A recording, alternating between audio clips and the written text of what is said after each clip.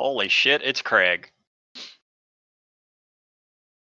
That was the best intro ever. Greatest. It's great. Can I go now?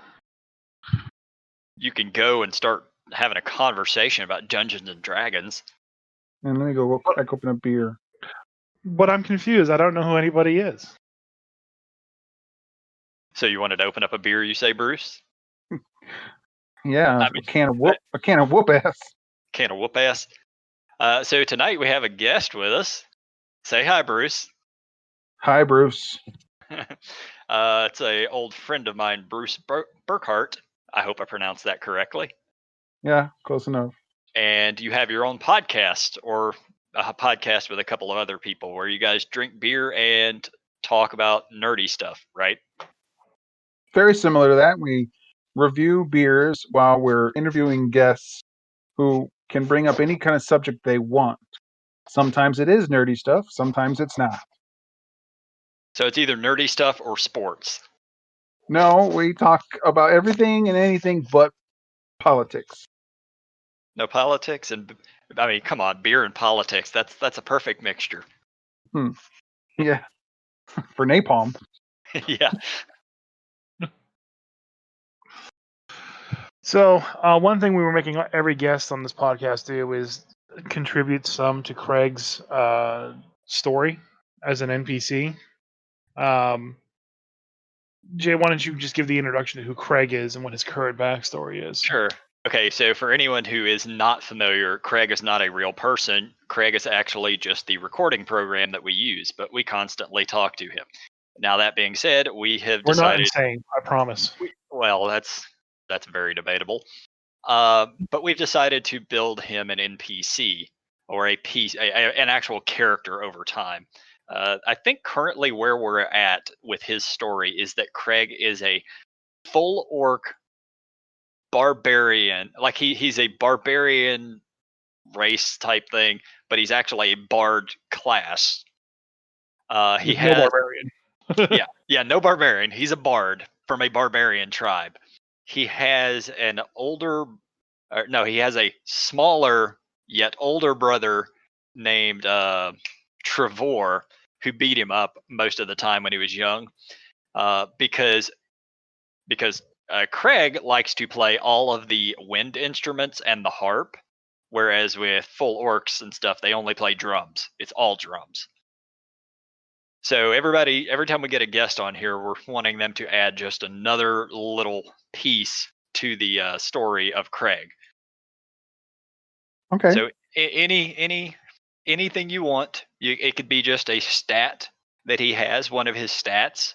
It could be just a little piece of history of his. Maybe he fell in a well as a child and was rescued by a bear. Who knows? Along his travels, probably from running away from the tribe at different points, from being scorned or made fun of, crying by a small glen, he came across a small pixie fairy who befriended him. The pixie fairy's name is Flicker, and she hides in his pocket of his mangy robes and provides the triangle noise for any of his percussion he needs delicate timing with. Awesome. So he now has a pixie fairy. What was the pixie fairy's name again? I believe I said Flickle. Flicker. Yeah, that was it. Who plays the triangle. The triangle. Ding. Well then, I can't wait until we finally have Craig completely done so that somebody can play this thing. We'll give it a full year. Yeah. And like a year from now, we're going to just release the character sheet online. We'll sell it to you for $5.99. comes with a companion already. Yeah. You get a sidekick. You get a sidekick fairy. Yeah. By the way, so you mentioned last podcast, Chris, about the sidekicks thing. I finally looked through it. Not really worth the time. I think sidekicks would be awesome if you have like a 2-player or 3-player group. because effectively it's just letting you play another character on top of your primary character. Then why just not play another character? Yeah, that's basically what it is. It's just giving you a very simple way of them gaining abilities without having to go through the process of making a full-blown character. Then you go to the monster manual, you copy the veteran stats, and you hand it to the player and go, here is your other NPC. That's more or less what it is, except it can level up with you. I can see it personally for like through Hackmaster, where you got to do proteges. You can recruit them, and they can replace you if you die. So like during your downtime times, you can role play that stuff up. Seeing how they did and their results and stuff. How you're kind of farming them to be a PC later. See, that's a proper way of doing it, I feel like. So go ahead. In when I was doing my downtime between Tomb of Annihilation and Frozen Throne, one of my player did his first attempt at being a DM ever, and he basically let us all make characters whatever he wanted. And one of my other players decided to make a Goblin Ranger with a Badger pet, and the DM was like, "Okay, well, I'm giving everybody special gifts, so I'm giving your Badger sentience." And then the player was playing his Goblin Ranger with his companion Badger that now has sentience, and they both wanted basically to have goblins be perceived as not evil throughout all the lands, as it were. And the Badger started hanging around with my Paladin, and my Paladin was teaching him the ways of being a knight and being knightly. And eventually, at the end of that little campaign session that we had a level 1 Badger Paladin. Like, that was the appropriate way to handle the sidekicks. A very fresh DM who's never DM'd before in his entire life figured out the appropriate way of doing sidekicks without a book. So I don't know. I don't like the idea of just having this whole extra thing. It's like you let it come naturally, unless you're filling in a slot for like there's no healer, this group can't function without a healer, so hire a healer. Then you just hire a priest from the book, and you're done. I don't know. The one way that I could see the sidekicks thing being used properly, and I think they mentioned it in Tasha's, is if you have somebody who's brand new to Dungeons and Dragons, or maybe even somebody who's too young to really be understanding the process of making the full character, because it's a pared down character. It's very simplistic. So that it might be a good way to introduce somebody who's never done it. But what I'm saying is my DM friend, this was his first time doing it, and he still came up with a logical way of doing it that was not complex and had no rules to it. But he had played Dungeons and Dragons before. I'm talking somebody who's never D&D'd. Yeah. Well, okay. I know. I'd rather make him play the normal character, and on my part as the DM, kid glove it a little bit for him until he's more acclimated to how to play. Yeah.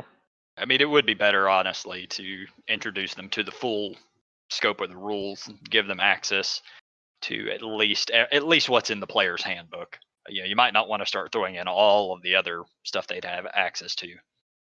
Like I know, like Bruce, you primarily play, what is it, Hackmaster and Pathfinder?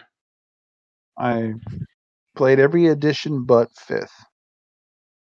Yeah, of everything. But your primary game is. I played Pathfinder for the most part. Not so much Hackmaster. Not since my Calamar days. Yeah, the good old Calamar days. No, but I primarily play Pathfinder, which is the unofficial 3.75 of Dungeons and Dragons. You can almost call it 5.25 too, because I do play a little bit of Pathfinder 2.0.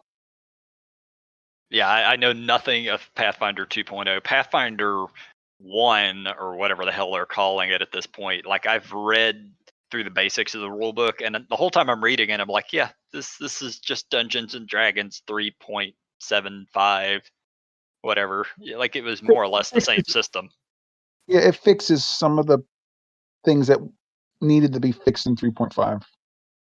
Did it fix the I have 10 attacks around, and I'm going to spend 22 minutes on my turn from all the math that I have to do. A little bit of that. You don't get 10 attacks around anymore. Oh, okay. Now it's 15 minutes worth of math. Yeah, it's just 15 minutes worth. But they got some computer stuff that you can do the math for you. Yeah, it's called calculators. Or you can just stay away from the classes that do that. Yeah, that's a fair point. Like I played a lot of 3.0 and 3.5, and it wasn't bad at the lower levels. It's once you got into double-digit character levels, that's when it started to go off the rails. Yeah, they fix a little bit of that, and 2.0 does a lot better too.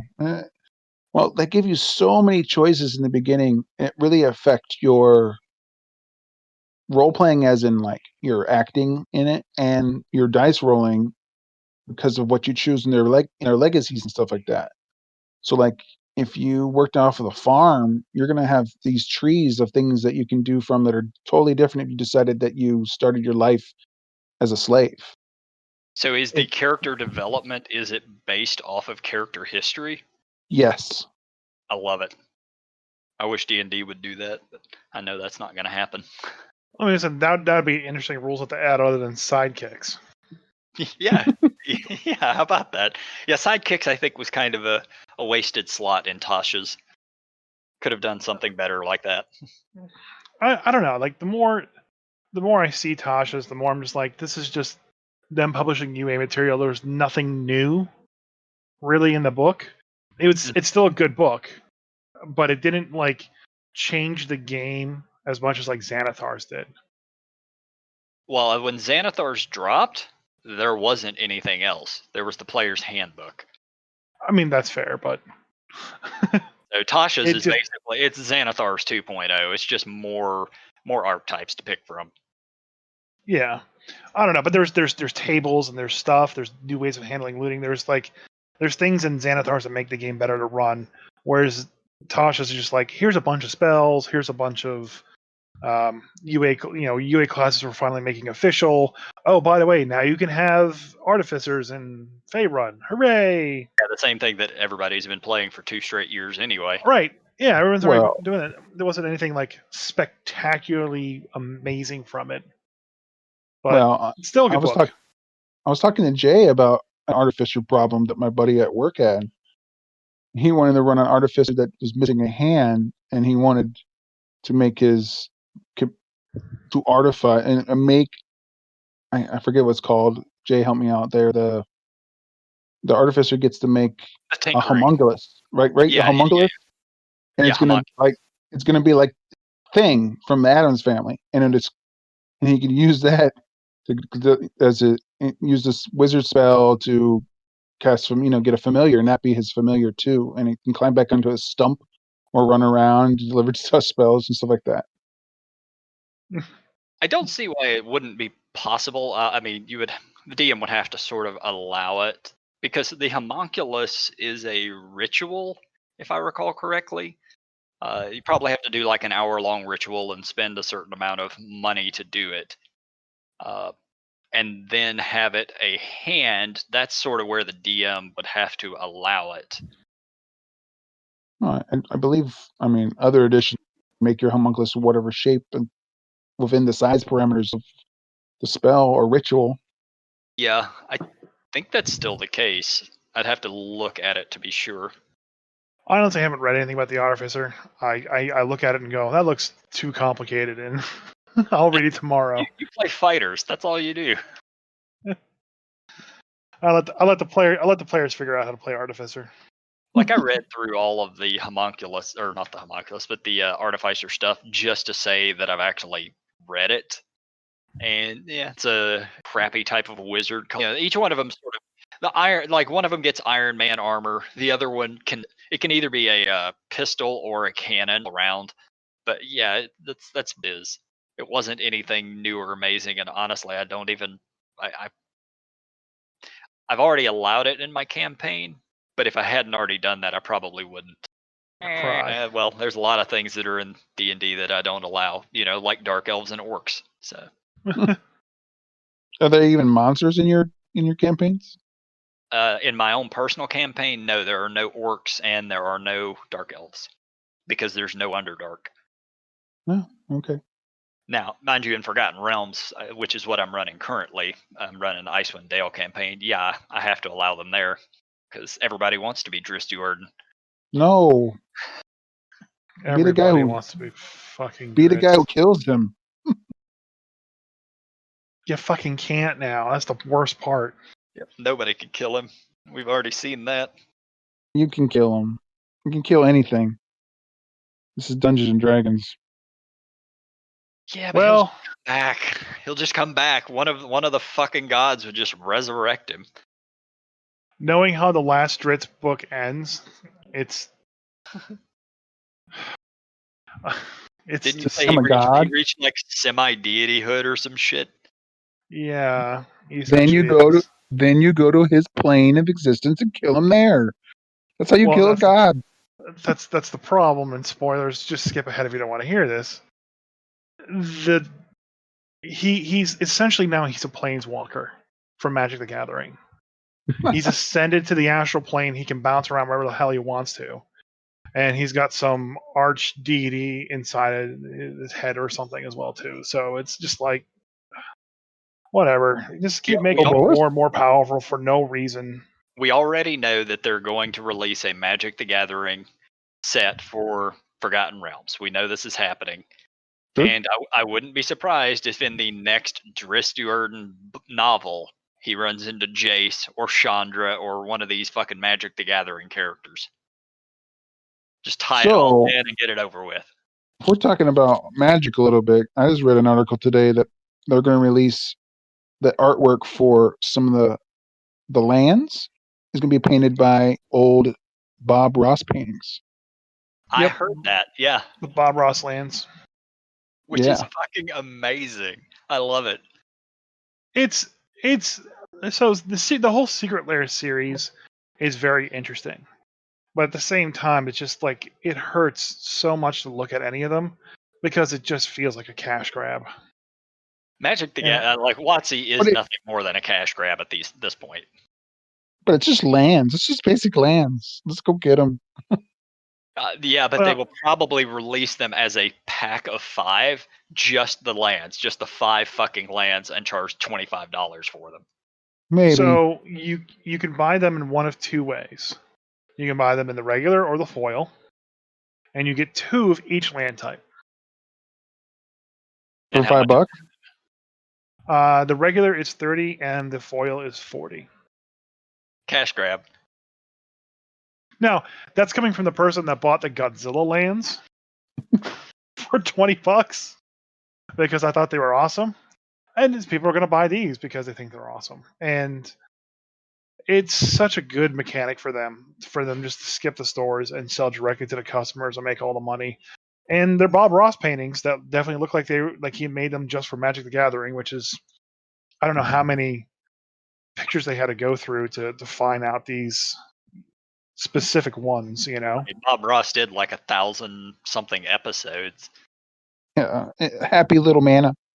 Yep, just a happy little mana. No, the tagline for this Secret Lair is "Happy Little Gathering." No, that's not good. There are no accidents, just happy little mountains. Yeah. Or islands, whatever type magic you play. Right. So I mean, they're really cool, but like the Walking Dead cards cause a lot of problems recently, and I see them more going towards that route where they're going to be producing unique cards just from Secret Lair that affect Standard. Yeah, it's a problem when they're releasing collector cards that are gonna have an effect on Standard, like the Standard tournament format. And for the people who know nothing of Magic the Gathering, I apologize, but we're still talking about it since it's now tied into D&D. Yeah, I just apologize that you sank most of your wallet. And I was one of them too, so don't worry about that. I did it too. Yeah, I don't really play tournament Magic anymore, and ever since I quit doing that, I stopped spending a lot of money on Magic. So. It's insane. It's just absolutely insane how much it costs to play yeah. Magic nowadays. Yeah. Like we thought it was expensive when it was like what 100, 110 for a booster box, and you had to get like 2 maybe per rotation. You would have to buy 4 boxes if you wanted to play tournament Magic minimum. Right. So nowadays you have to buy like the collector's editions, at least 2 of those, and they cost $300 a box base. And then you have to buy a couple of now the set boxes in order to have the proper set cards as well too, that have other chase cards in them. And then you have to buy normal booster boxes. It's just way too much money. I mean, well, fortunately they haven't gotten to that level with D&D, but every D&D book that comes out has an alternate art cover nowadays. But they don't cost anything different. I think they were slightly higher, but it wasn't a massive difference if there was one. When did you get, Jay? I got the Volos one a long time ago. I mean, I paid pretty much the same I would have for the regular copy. Oh, did you not get one for the Tashas? No, I can't. I don't have any money for that right now. So it's the same price here. I don't even have. It wouldn't have been here. Like the store that I buy from, they don't have the. There's no secondary covers coming in that I'm aware of. So. See, what's funny is in my store, before the great COVID crisis, when everyone was buying books, they would only buy the collector's edition versions because that's all that anybody wanted. I actually had to go out and special order the non-collector's edition version covers so I could keep my collection looking the same. Which you can't have all these old ragged-looking books and then have a new pristine black laminated cover or whatever the hell these things are. I mean, all the CA covers are amazing looking. It's just they are. Can't break the theme, I like that. The Tasha secondary cover looks awesome. Oh yeah. I'm a fan, and maybe someday when I have a little money set back, and after it's worth $200 on the secondary market or some shit, I'll buy a copy. But not now. I mean, no, like even on Amazon, if you could just go to Amazon and like look up the CEs, the alternate cover arts for the current books, there's no price difference between the two. Maybe the box set, but that's about it. Yeah, but if you go back a ways and look at, say, Volos, there's a massive price difference because the alternate art ones are collectible. Yeah, maybe. I'll look. Yeah, I've looked before because I considered selling my Volos just because it was worth so much more. Volo. I mean, maybe now they're just releasing an equal number. I know with Volos they were rare. Let's talk about your campaign some, Bruce. So what game is it you run? I tell you what, you just talk. Tell us about your campaign. All right, I'm running Pathfinder 1. It's 2/3 homebrew, 1/3 taking parts from different adventure paths and just kind of changing it up. It's city-based right now, and it's got a lot of intrigue. But the way I build any and all campaigns of mine is that there's railroads set down, and the players can get on them if they want. They can get off them at any times, but everything is kind of sandboxed from them. So I have things planned out on a calendar of things that are going to happen if they're there or not there. Their actions can change things. They can make something worse or something better with what they're going on, and I have to affect the scale. It's almost kind of like I got these discs with a pin in the middle, and I spin it to where they're going, and it helps me keep track of what's going on. If if they did little actions on here that lessened up on this mob boss area, I'll spin it over here, letting me know they did that, so I know what affects trade with other mobs outside the city and stuff like that. So currently they've built up to this spot where the entire Senate of the town, the city-state of Magnamar, was surprise attacked, and most of them were murdered. But some of their actions before the Senate killed, they stopped and imprisoned or killed, murder hoboed, some of the factions that were going to attack. So it could have been a lot worse. And now there's a power vacuum because the Lord Mayor has been killed, and a few different sides are trying to lay claim, and the City Watch is trying to figure out what's happening. Are your So players trying to lay claim? Are they trying to fill the power vacuum? none of them have decided to do that, but I did have a scenario if that was one of their choices. I No, mean, it depends on the characters that me and my guys play, but I could absolutely have seen that being a situation. well, yeah. Right now, they decided to help the City Watch. The City Watch heard that the soldiers and the highest ranking soldier of the standing army of the city state, was going to make a power play for the Senate and is take it over and say, "I'm running things." And so now they've recruited City Watch Guard squads, and they've recruited some other hired men, and they're going to do a pitch battle throughout the city in different locations to And try to. how are you going to run that as a game master? Because me and Chris, I think, have talked about it a couple times before, but running mass battles is very, very difficult. It's you can run them around the players, but you're only talking 4 or 5 players usually. So there's no, you can't have 4 or 5 players dealing with armies of hundreds or thousands of people. That's correct. So I devised and created a system myself. I started with a blank piece of paper, and I laid down in a long row circles, and I started with 9, and then the middle circle, because there'll be 4 and 4, and then the one in the middle is I put a line through. So I made that a region within the city where a pitched battle could happen, and then I gave the region maybe some attributes. Maybe like if it was the top in this city, there's a giant ramp because the city is split in 2 levels. So like you can only get up to the upper level through this ramp.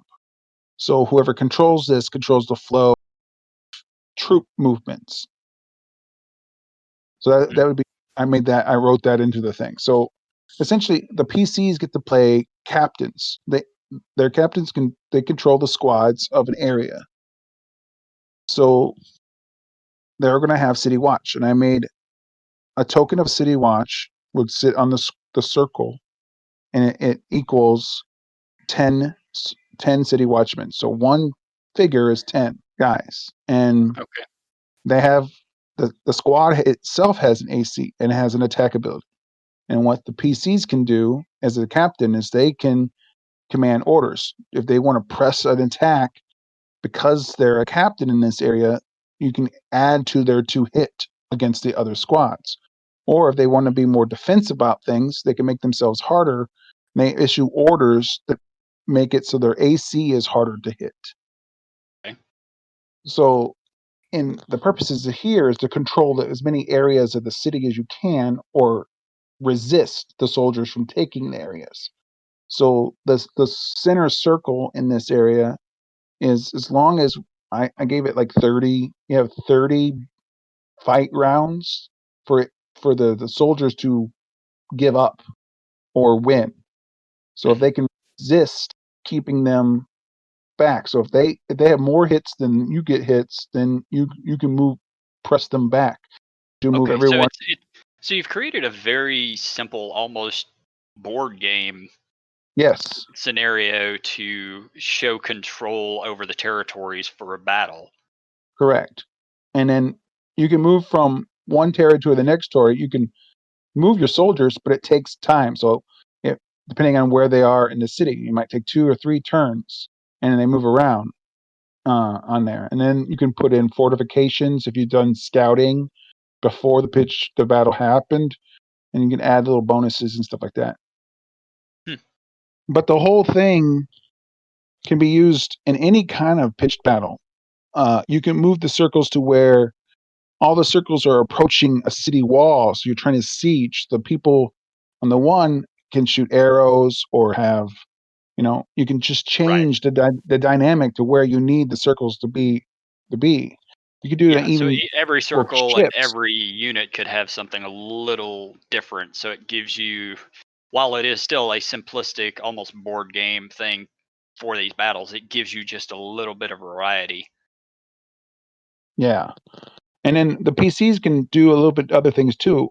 I attributed that 2 times per zone that they're in, that they can use a skill roll or a combat maneuver, whatever they can use something from their character sheet that makes sense as their roll for the day. So like that's going to be a significantly higher. So most of these soldiers or stuff when they're fighting are only rolling a +3 to hit or +4. Right, they're effectively just veterans or a little above commoners.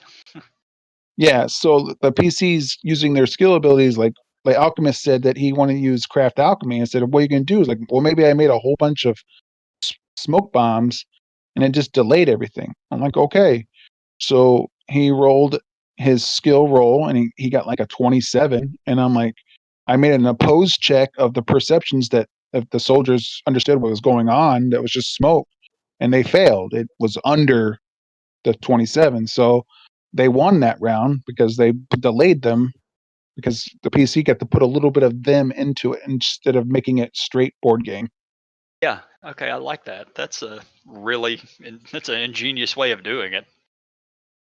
I've run it before because it's the third time I've run this campaign, and it's the second time I'm running this battle system. And then the first time, one of my really experienced players, who was one of my first DMs up here in South Bend, he looked at me and said, "Did you just make this?" And I'm like, "Yeah." And he goes, "I'm stealing it." I may steal it myself if I ever get into a situation where I decide to run mass battles again. Waples, have you ever run mass battles? So when I was playing fourth, we were going through the Fall Crest campaign, and we had gone so off book at this point in time. Essentially, the players had to amass an army and assault the Fall Crest Castle because the bad guys up there doing bad guy stuff. And so what we did is like as much money as they threw into the cause to buy troops and weapons and whatnot is what mattered at the end. And they threw in enough money to buy all the best gear. So if you guys look at the pictures that I put in Discord, I took a castle that I had and stuffed it on the far end of the table, and then I basically had purchased a bunch of How to Train Your Dragon catapults and ballistas and other such items like that. Battalion, maybe. Um, they got better stats. They could fight better. And so other players would put their minis on catapults or ballistas on their side of the table and launch it at the other army. So, like, if they launched a ballista and physically the ballista went up Oh, wait, and those hit toys the actually army, fire? it would do 100 Oh, damage or something like jeez. that and take out a bunch of troops. And Okay. yes, and they had to actually fire and they had to actually hit. So if you look at those ballistas there, if like the projectile actually hit the shield, it would pop the thing off the top and it would collapse. So they actually had to Oh hit my that shield god. if they want to take out the ballista on the enemy side. So that was Yeah. our second to So last fourth edition game, I mean, hey, it and works. It's that's how I handled definitely mass battles on better my than side. second edition.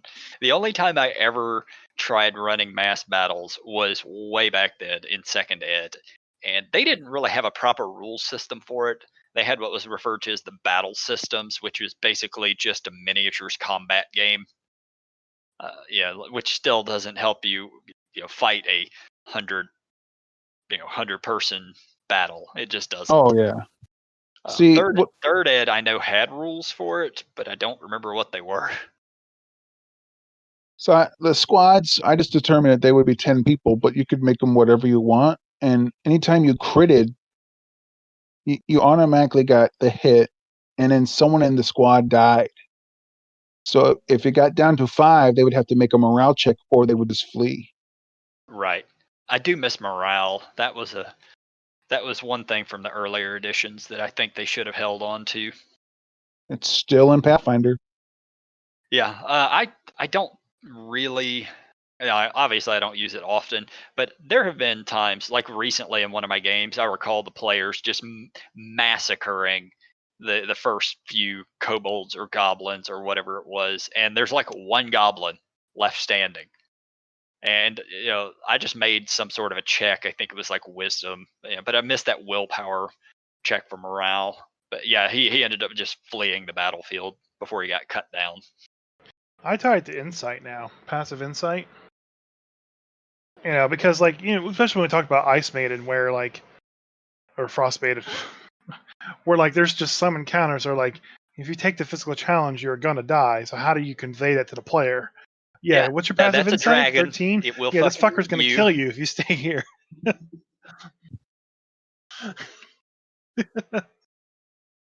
And which is kind of funny too, because that was one of the problems in 4th edition is they made monsters, even dragons, that could be beat by a level 1 party. So how do you convey that? Yep. And in the book, they're just like, oh no, it's just a dragon. It's just a small one. Yeah, but a level 1 party sees a dragon, they should fucking run. They really that should be sort of drilling into their dropped heads. the ball on that. that. Let's just stand so when and I fight run my own campaign, I never put anything that could really and truly just utterly kill the players against them. Even random encounters, in planned encounters. The big bad evil guys are always going to be tough and could kill them, but otherwise they should be able to win all combats. In Rime of the Frost Maiden, there are just random encounters that might fuck you. Just bad. Yeah. My campaign, I told you, is sandbox. There is bad dudes and women that you don't want to mess with, and I'll give you the flavor text and stuff like that. You better make a good call, or you'll die. I mean, there's stuff that you can easily pass too, though. It's equal. It's a living, breathing creature, which is the city and the world that they're in. And that's what I hope to do with when I actually get around to running my own homebrew campaign. Is just have threats that are there and let the players decide whether or not they want to deal with those threats. And oh, there's a warlord out here just running around, jumping caravans. Let's go take care of that problem. And then they walk up to that and oh crap, this is not. This is more Mad Max Fury Road than anything else. Well, so we better that's leave. on the DM to make sure that the information they're getting about these things gives them an informed choice. But if you have really stupid PCs, and I don't mean the players running them, I meant perhaps the intelligent level on the actual classes and stuff are not up to par, and they just don't catch them, then you're going to go to heaven. In addition, there's a underutilized thing called investigation. It's a skill that every character has, but it's not utilized enough. Investigation should be used often by the characters to talk to people and gather information. And I don't know of hardly any DMs that really use this tool. Like he's talking about, there's some warlord off, running around smashing caravans. If the player spends, a couple hours of in-game time investigating to ask questions, find out more, they might find out this guy is too badass for them, or that they could handle it. Oh, look, I was going to say that I was actually, I've been running a Christmas one-shot for release, and one of the things that I've always wanted to do with that one-shot is have there be this massive investigation that takes place to try to figure out who's really at fault doing these things. Is it the obvious guy, or is it something more sinister? And it is hard to write that. I think especially it's hard to to write that in the amount of space and time that you have in just a simple module. Right, and that could be the ultimate thing, but I don't know. I also define people making investigation checks to kind of go out there and find a problem, find an issue. My players, were sent off to do a quest in Frost Maiden, and they didn't really investigate it much. And I think that maybe that's part of the fault of the quest, how the quest is given out more than anything else. It's just, hey, go do this thing, and then come back when the thing is done. Well, what if you don't want to do the thing? You should do the thing, definitely, but if it makes your mind feel better, you can do other things. And so they get out there, bounce around a little bit, and we're not going to do this. And then they go back. That's bad. They didn't investigate any further. So to help prod the player sometimes, I developed the old rumor system. Does anyone remember using that back in 2nd edition? No, I don't think Waple's ever played 2nd Ed, and I definitely never used it back then. So anytime that my players are in a tavern or a marketplace or anything like that, I give them a free roll of a D100 of 100 rumors that I have made up. Some of them are true, some of them half true, some are entirely false. But they can also once they gather those rumors, they can use gather information or investigate for 5th edition to learn more rumors if they want. And if they while high enough, they know how to sift through the bad. So that's where you can lace different plot hooks you want them to pick up on because they feel like they're the ones who found it because to them it was random. Yeah. The current campaign and Frostmaiden, the current D&D campaign book, they use rumors quite extensively, but they're very specific. And they kind of just like, here, roll randomly and give out these rumors when they're in a tavern or looking for them, and then let the players decide where to go. And we're kind of like, if we were at a table, that'd be awesome. But since we're online, I kind of have to heavy hand them one way or another. So the whole rumor investigation thing for Frostbite doesn't thing, work I'm out having too to well. run all of my stuff online. Roll20 for me to actually run the stuff that's in Frostmaiden, I need a few hours to actually set up all the miniatures, set up the maps, read over everything. Whereas if I was running this at a table, it would just be kind of read through things ahead of time, and then I can just run whatever rumor they come across. So yeah, it definitely complicated it that way. The thing is with the Rime of the Frost Maiden though, it's very, I don't know, it's very just simplistic in the way it hands out the next legs of the quest. Like all the rumors are just, here's the rumor, do with it what you will. It doesn't really say much for investigation on things, and I guess that's kind of just up to the DM to figure it out. So all the rumors lead to actual quests. There's not any false rumors. There's no false rumors, nothing like that. Even the small, tiny rumors you may pick up from NPCs lead to other quest objectives later on. It's a very, very heavy-handed book when it comes to rumors. But the idea was that you're supposed to have like this open world, for the first 2 chapters. But you can't do that when you're playing a game online and have to prep the maps and stuff through an online module system. So it kind of conflicts. But it's easy enough. Like if you time it right, you can always end them in the tavern and have them pick up the rumor that they want to go investigate next, and then you can prep that for next session. But you can't do it like I usually have sort of already figured out what the next steps are. So I've already got like 2 or 3 more adventures ready to roll on Roll20, so they can just flow from one to the next if they decide to. And fortunately, my players are nice enough; they understand that this is a lot more complicated than in person, so they don't try to really go outside the boundaries too much. What I would like to see is like a, I think you can probably do this with like Fantasy Grounds or Roll20, like one of the more current systems where like you buy a map pack and like the map pack has different effects you could add to it, like on the fly, to make like, here's a tavern with people, here's a tavern without people, here's a tavern in the winter, here's a tavern at night. So you can just easily swap between these things without having to load or pre-render all these other maps on the other side. Just have these things available at the drop of a hat, because that's my favorite thing to have is my little folder full of just random paper maps. I break aside well, we're actually going to go climbing this mountain to find this monk and die horrible. You son of a bitch! Where were you? Apologies for the interruptions. Craig decided to run off with his girlfriend. He's back now. We chained him up. He's working again. Wait, he has a girlfriend now? Apparently. So yeah, we were talking about we were talking about the Pathfinder maps, and the one of them you said was a dark carnival, and the other one was a jousting arena on the opposite side. On the opposite side, but they all have like I bought one that showed me a beach, and it was a nice beach, and you flip it on the over, and it was a bandit camp on top of an island. So like you get 2 different ones every time. Shanty town on one side, and then another one that has a sewer system under said shanty town. Yeah, I have a ton of those kind of maps. I bought them a lot when I was playing 4th edition, and when I got back into playing 5th edition, I was trying to expand my supply stock with more maps and stuff like that. And I had bought all the official map packs released by D&D, and I went to go buy the new ones they had released for 5th edition, and then I found out that all they did is put a new cover on top and then released the old ones for 4th edition.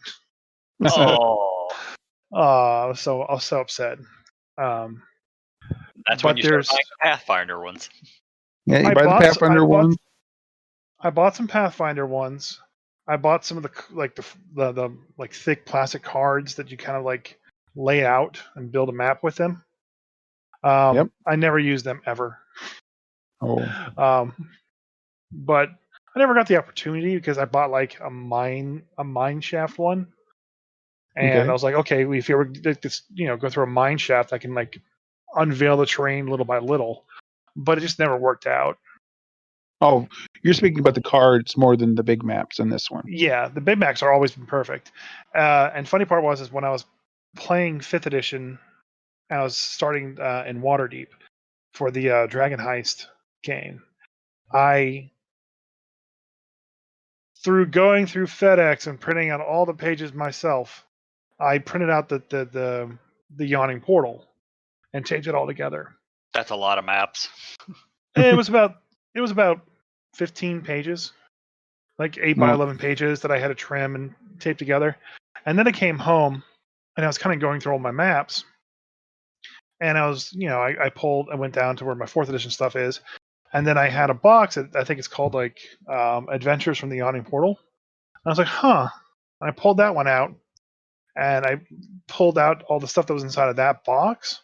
And there was a one of those maps of the Yawning Portal in that box set. So I spent all that money and printed out all those pieces of paper and spent all that time building the Yawning Portal when I literally had a glossy version of it here at home. Way to not know all the stuff that you already have in your collection. That's when you have too much stuff, man. Well, no, I'm sorry. After this pitch battle from my players, they're gonna have to go siege on his apartment, a townhouse. And so I have a T section of the road where there's a bunch of different townhouses all together. And the townhouses are 2 stories, and each of them also have a basement. So I went out and bought these, I don't know, they're almost kind of like glass towers, but they're not made of glass, it's clear plastic. And you can set how high it is, and it has a piece of plastic come out, and you can put your maps on there and show all 3 levels. So you can. That's neat. So like if someone's on the rooftop on the 3rd level high, I can have the roof up in there, and it'll tell you how many squares down because each knob is the 5 feet to the road below. So you can be shooting, line of sight shooting down or on the balcony. Yeah. If you've ever seen Critical Role, I know whenever characters fly around in that game through fly spells or other means, they actually have like little plastic see-through things that are basically 5 feet increments so you can see the height that they're flying at. It's kind of a neat little thing, but I've never seen it with a tower with maps. That's really awesome. Yeah, so they have different sizes, and I bought some food, so the clear plastic comes out, and it's very thin, but it's all weighted, so it supports its own weight, and you can just put your room onto that spot. I think I got them from Amazon. Yeah, I just linked me. That's what yeah, there it is. Yeah, I just linked a Mage Tower one. And the thing too, with all like the stuff we can do now with 3D printing, I'm sure this stuff is online already too to print out and assemble. Oh, this is really neat. I've never seen one of these. Yeah, it's just a wood laser cut grid that's stackable that at different height levels. That's really awesome. Yeah, but that's not what I got. Mine's plastic.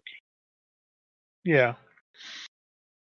Still, but I mean, that's all the really cool stuff to do. Like, when I played the Warhammer, if there was one RPG, because I played that somehow in college. My friend John, he had a bunch of like rocky terrain that he bought, and like he would link together and build like an underground dungeon or whatnot. and there's all those kind of products out there to build 3D terrain. I never actually used it. I always just went straight with the paper. I bought a lot of tile sets so I could build out the dungeon and just like cover it with paper. But I would actually download and scan in the tile sets so I could then cut them, and then I'd have a folder with just all the tile sets in there so I could make the maps that I wanted and print them out and then have them be there. Because I got really tired of explaining what a room looks like. So I would basically find the person with the highest perception, design the room to match that passive perception, and go, "This is the room you see." See, I'm cheap, lazy, and old school when it comes to stuff like this. I just have a rollout grid map and pen and paper. Like I'll just draw out what the map looks like. Sometimes we'll use dry erase markers if we need things out on the grid map. Yeah, I do that too, but with all my players, when I sit them down for a campaign, I tell them ahead of time, it's like, look, you're more enjoyed to be here, but I charge every person goes through in a big cycle through all my games, not just this game. And it's $30 when it's your turn, and it covers ink and all the supplies. And I said the caveat is you help pay for it. So if you run a game and you need it, take it.